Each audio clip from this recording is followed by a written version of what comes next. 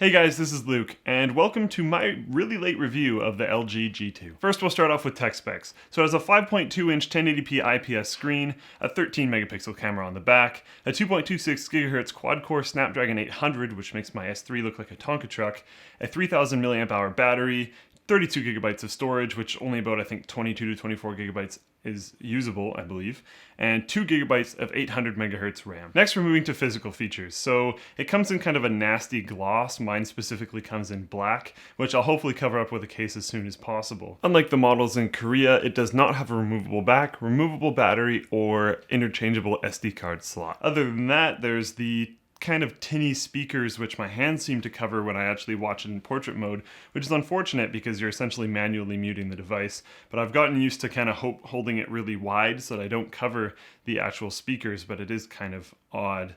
Other than that, just around the sides of the device, there's no buttons, and there's no buttons on the front either, which was really weird at first, and I honestly really hated it and expected I was not going to like the phone at all. But there's buttons on the back, which I didn't like at first. But then I noticed that that's kind of where my finger naturally rests. My finger naturally rests right on the buttons on the back, and it's really easy to tell what button you're pressing. So once I got used to that, I noticed that there's the double tap on feature for the screen. So you can turn the screen on by just double tapping the screen. And if you're able to double tap a blank area on your desktop, it will turn the screen off. So if your phone is resting on a table, you can double tap the screen to turn it on, double tap the screen to turn it off, and you don't have to access the buttons on the back. And if the phone is not resting on a table, you can just press the buttons on the back easily because your hand is naturally in that position. And I actually really like this feature. After using the phone for quite a while, it feels awkward to use a different phone now. To press the buttons on the side feels weird. Whenever I go to press a button on the side, I tend to press more than one and adjust things that I don't want to adjust. And this just feels better now. If the phone's in my pocket, I can reach down into my pocket, change the volume, or do whatever really easily, as I'll always know where the buttons are, because if they're at the top, that means the top one is volume up. If they're at the bottom, that means the top one is volume down. It's just really simple, and I like it a lot. I hope this feature transcends onto phones in the future so that once I replace this phone, I can get this feature again. That's how much I do like it. Now, speaking about hoping this feature might be on future phones, my future phone might actually be this phone. My contract is ending with TELUS very soon, and I'm going to have to pick up another phone. It's honestly probably going to be this one. I really like the buttons on the back.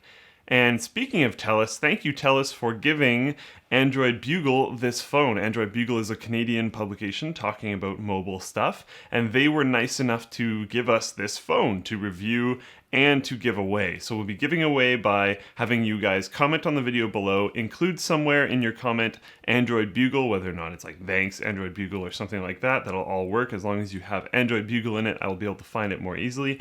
And also circle them on Google+. If you do both those two things, comment on the video below with something to do with Android Bugle, and circle them on Google+, you'll be entered into the draw to win that phone, the LG G2. More about the back buttons. So if you hold the volume up button on the back down while the screen is off, it will open up the Notes application quickly and just jump you right into there. If you hold the volume down button down while the screen is off, it'll open the camera application, and having your hand already back there makes it fairly easy to take pictures in portrait mode, and will enable you to take pictures just by pressing that button again. And speaking of the camera, it's actually pretty awesome. It has optical image stabilization, a pretty sweet sensor, and tons of photo options. As you guys probably know, I'm not exactly the greatest at taking photos, so I'm going to get Brandon here to actually take the photos so you guys can see some examples of how good this camera is. I personally have just been using it to take super cheesy photos of my food, although I have not been Instagramming them or posting them online, so don't worry about that. The 3000 mAh battery with a combination of the efficiency of the Snapdragon 800 is pretty impressive. As a story of how good this battery is, and this was probably one of the best cases I could have possibly been in, was at CES when I was using the phone quite heavily. I forgot to charge it one night. Now, I was staying up for like 20 hours a day at this point, and using it quite consistently throughout the entire day. Used it for one day, forgot to charge it overnight, used it for the entire next day, and as I was laying down to go to bed, it finally gave me a warning saying that I only have 15% of my battery life left, meaning it worked for 2 entire extended days of fairly medium to heavy use without dying. I still had a little bit of juice left. That was awesome because I was able to completely forget about charging it and completely get through the whole next day without having to worry about carrying a battery pack around or anything like that. The phone is running Android 4.2 software, and on top of that, it's running LG's Optimus UI. Currently, I've used TouchWiz Sense for a little while, and now Optimus UI. When you first start using Optimus UI, it's a little bit clunky. There's a bunch of animations, and the animations are fairly long. Now, the Snapdragon 800 makes the animations run exactly how long they should be and not really lag, but they still take a little while and seem a little bit unnecessary, and some things are just a little bit messy. Luckily, it's fairly customizable. You can change a lot of things, and after spending a while with it, I found that I was able to turn it into something that I didn't mind that much. The only thing I don't really like right now is the notification drawer.